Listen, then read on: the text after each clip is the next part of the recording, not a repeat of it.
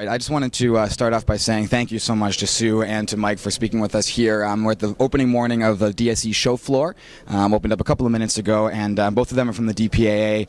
Mike also from Captivate Network. Sue, obviously the president of the DPAA. We wanted to start off with you, Mike, with a quick question about what people expect from the DPAA and some of the things that you guys are doing to kind of help the industry make it easier to do business.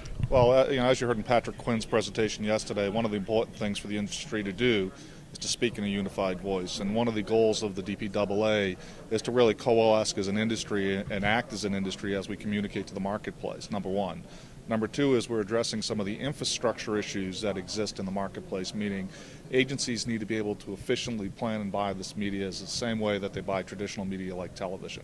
And so we're building tools and metrics and data to allow that information to seamlessly flow into the systems at the agencies.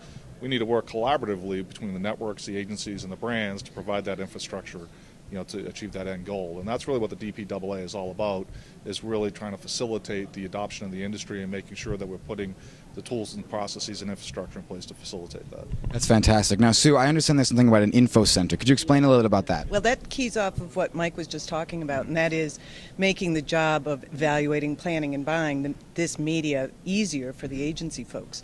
And there's a lot of fragmentation. There are a lot of options out there for a buyer, but not a lot of options on how to figure out how to make their way through this maze.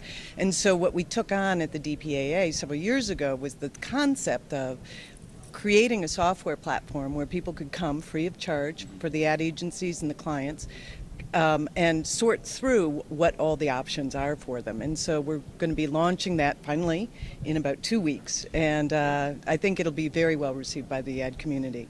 And it doesn't just give them the information by the DPAA members, but we're going to be extending it beyond DPAA members because the utility will be great the more people we have under this tent.